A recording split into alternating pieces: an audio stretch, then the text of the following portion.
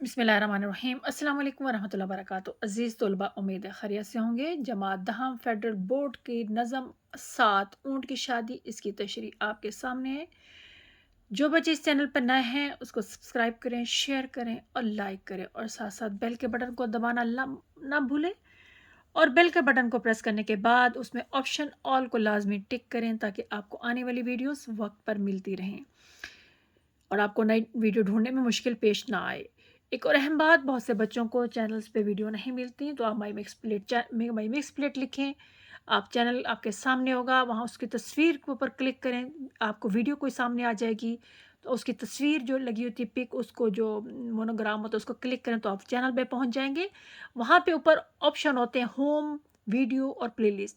Home के ज़रिए आप सारी वीडियो पर नहीं पहुंच सकते आप, और प्लेलिस्ट आपको वीडियो ऑप्शन जो है वो क्लिक करना पड़ेगा, तो आप हर चीज़ आसानी के साथ देख सकते हैं। शुरू करते हैं ऊँट की शादी। शेर नंबर 1। नया ये आज के पर्चे ने गुल खिलाया है कि सहरा बांध के एक ऊँट बिलबिलाया है। इसके पहले अल्फाज माने और उसके बाद इसके मफहूम और फिर उसके बाद इसकी तशरीह पे आते हैं। पर्चा को कहते हैं अखबार को, गुल खिलाना अनहोनी बात करना या फसाद वाली बात करना। सहरा कहते हैं मोतियों या हार की वो लड़ी जो दूल्हे के माथे पर बांधी जाती है। बिलबिलाना का मतलब होता है ऊँट का खुश होकर आवाज़ें निकालना। मफहूम, आज के अखबार में एक अनहोनी है, अजीब खबर है कि ऊँट सहरा बांध के खुश हो रहा है।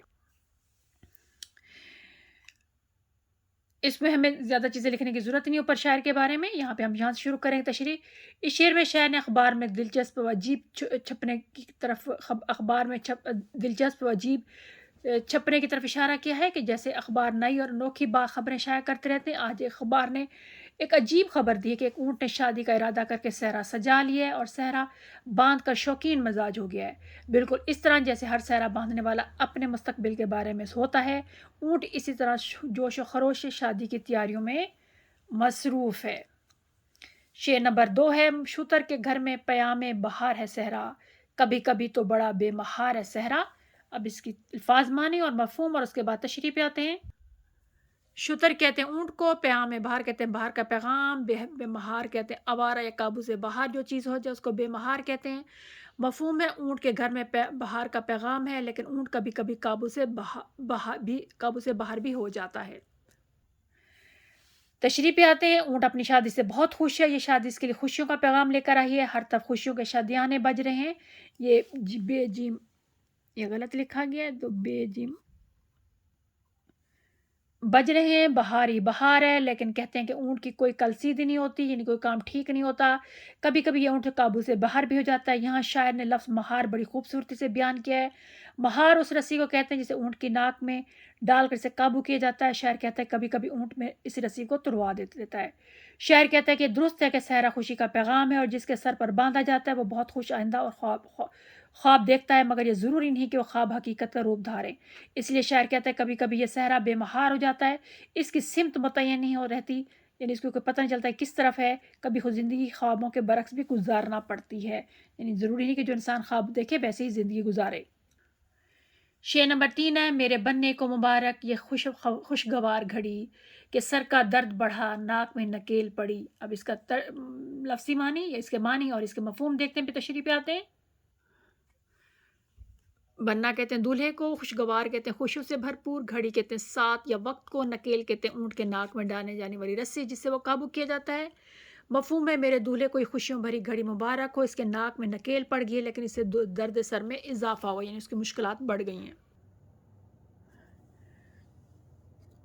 शायर सहरे की मुनासबत से बनने का लफ्ज़ इस्तेमाल करता है जिसे मुराद दूल्हा है। दूल्हे के लिए सहरा बांधने में कोई लम्हा इंतहाई पुरमसरत होता है। इसका हर लम्हा, यानी हर उसकी घड़ी, हर वक्त जो है ना उसको खुशियों भरी घड़ी होती है। वो इसके लिए बहुत सी मुबारकबाद समेटता है, यानी लेता है, लेकिन इसे एक हकीकत का अदराक नहीं होता, यानी इसे हकीकत का पता नहीं चलता कि दर हकीकत सहरे की सूरत में इसका सर का दर्द मिला, यानी बांधा तो उसने सहरा है लेकिन ऐसी कोई मुश्किलात में इजाफा हो गया, उसके सर में दर्द होने लगा है और इसकी नाक में नकेल डाल दी है। अब इसके बाद वो इसकी तरफ ही मोड़ा जाएगा जिधर से मोड़ा जाएगा। अब ऊँट अपनी मर्ज़ी से कोई काम नहीं कर सकता, इस तरह इसका सर दर्द यानी परेशानियाँ बढ़ जाएँगी। वैसे तो ऊँट की नाक में नकेल डालना ज़रूरी होता है ताकि इसे दुरुस्त सिमत में ठीक रास्ते में चलाया जा सके, लेकिन यहाँ शायर ने मज़ाक के साथ तन से काम लेते हुए शादी के बंधन को नकेल करार दिया है। शायर इस बात की तरफ इशारा कर रहा है कि शादी से इंसान काबू में आ जाता है, इसकी मर्जी के साथ दूसरों की मर्जी भी शामिल होती है। यहाँ नकेल डालने से मुराद ऊँट का काबू में आना है। शेर नंबर 4 है, समझ लिया था जिसे जानवर सवारी का, वो ऊँट बोझ उठाएगा जिम्मेदारी का। इसके अल्फाज मानी और इसकी मफहूम देखते हैं, फिर तशरीह पे आते हैं। बोझ कहते हैं वज़न को, जिम्मेदारी कहते हैं किसी काम के अपने ज़िम्मे लेकर सही तरीके से पूरा करने को। मफ़हूम कहते हैं जिस जानवर को हम सवारी का जानवर समझते थे वह ऊँट अब ज़िम्मेदारी का बोझ उठाएगा। ऊँट सवारी का जानवर है, इसके अलावा ये बोझ उठाने का काम आता है, यानी हर वो बोझ उठाता है जो इस पर लादा जाता है।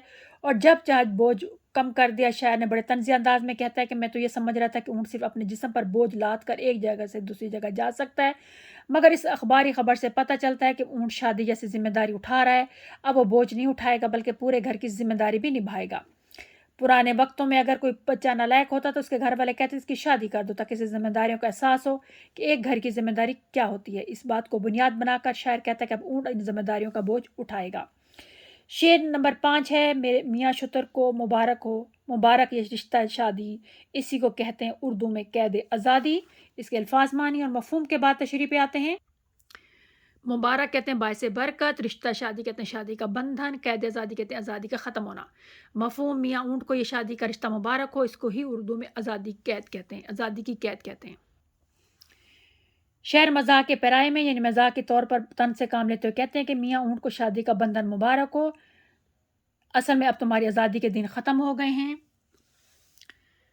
तुम्हें इस रिश्ते के बंधन में बांध दिया गया। असल में शायर कहना चाहता है कि जब आदमी शादी करता है तो उसकी आज़ादी के दिन ख़त्म हो जाते हैं, दोस्तों से मिलना जुलना कम हो जाता है, इसे हर वक्त अपने घर की फ़िक्र रहती है, वो अपनी मर्ज़ी से कुछ नहीं कर सकता। शादी से पहले जो इसे आज़ादी हासिल थी इस पर पहरे लग गए हैं। शादी के बाद इसको वो कैद मिलती है जिसे बज़ाहिर यानी देखने में आज़ादी समझा जाता है। यहाँ कैद आज़ादी जैसी खूबसूरत अनोखी मगर गहरे मफ़हूम के हामिल शायर ने तरकीब इस्तेमाल की, यानी एक जुमला इस्तेमाल किया है।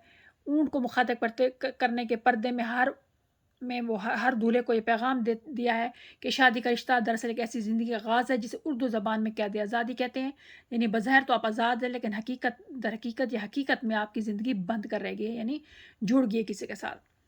शेर नंबर 6, मियाँ शुतर नई गाड़ी लिए सफ़र को चले, मुझे खुशी है कि तुम आ गए पहाड़ तले।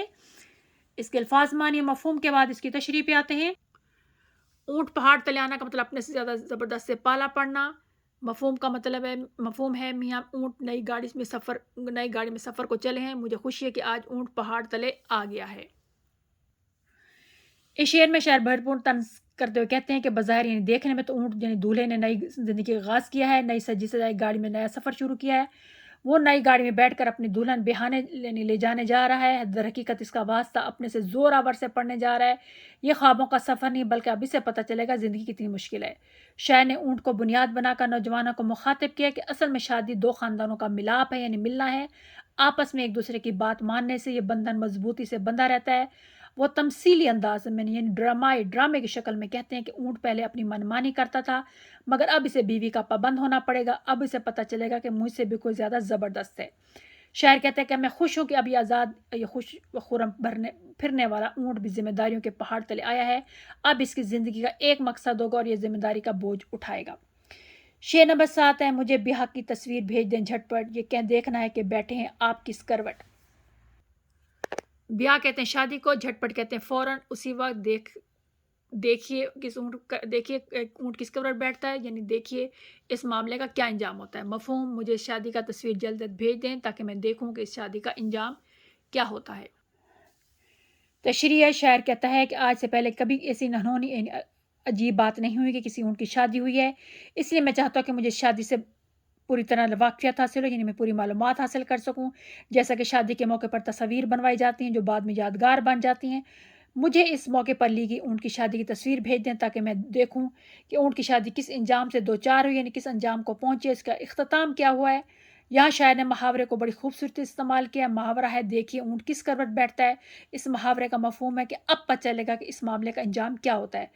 ऐसा मामला जिसका अंजाम पता ना हो या वो मामला उलझ जाए और गैर यकीनी हालात पैदा हो जाएं, तो सब इस इंतज़ार में होते हैं कि अब देखें क्या होता है, ऊँट किस करवट बैठता है। यहाँ शायर की भी मुराद है। شاعر کہتا ہے کہ چونکہ پہلے کبھی کسی اونٹ کی شادی نہیں ہوئی، اس لیے میں اس معاملے کو انجام کو دیکھنا چاہتا ہوں، اس کے لیے مجھے اونٹ کی شادی کی تصویر بھجوا دیں یا دے دیں۔ یہ دیکھ لیں۔ اس کے بعد اس کے سوال جواب پہ آتے ہیں۔ شعر سامنے ہوگا، اس میں لکھا ہوگا کہ نیا گل کھلانے کا کیا مطلب ہے؟ تو شاعر یہاں پہ لکھیں، یہاں بتائیں گے کہ نیا گل کھلانے سے آج کے اخبار میں شائع ہونے والی خبر مراد لی ہے۔ کہا گیا اخبار نے ایک انہونی اور عجیب خبر شائع کی کہ ایک اونٹ صحرا باندھ کے بلبلایا ہے۔ اگلا شعر دیا ہوگا، اس میں سے لکھا ہوگا کہ نکیل پڑھنے سے شعر کیا مراد ہے؟ تو نکیل پڑھنے سے مراد ہے کہ اب اونٹ قابو میں آ گیا، ذمہ داریوں کا بوجھ آ پڑا ہے، آزادی ختم ہوگی، اب اپنی مرضی سے کوئی کام نہیں کر سکتا۔ پھر اگلا سوال ہوگا، شعر دیا ہوگا سر کا درد بڑھنے کی کیا وجہ ہے؟ تو شاعر نے سر کا درد بڑھنے کی وجہ بتائی کہ کیونکہ اب ناک میں نکیل پڑی ہے، اس سے مراد ہے کہ سر پر ذمہ داریوں کا بوجھ بڑھ گیا ہے۔ پھر آئے گا جو شعر دیا ہوگا، اس میں ضرب مثال ہے کہ دیکھیں شعر کس کروٹ کہ اونٹ کس کروٹ بیٹھتا ہے۔ تو اس کا جواب ہوگا کہ اس شعر میں شاعر نے اس ضرب المثل کی طرف اشارہ کیا کہ دیکھیں اونٹ کس کروٹ بیٹھتے ہیں، یعنی اس انہونی شادی اور معاملے کا کیا انجام ہوتا ہے۔ باقی یہ چیزیں اس میں آپ میں شامل نہیں ہیں، سوالوں کے جواب یہ ساری چیزیں۔ امید ہے آپ کو اس کی تشریح اچھی طرح سمجھ آ گئی ہوگی۔ شعروں کو اچھی طرح سمجھ کے پڑھیے گا تاکہ شعروں میں سے بھی سوالات کے جوابات دے سکیں اور تشریح کو بھی اچھی طرح حل کر سکیں۔ السلام علیکم ورحمۃ اللہ وبرکاتہ۔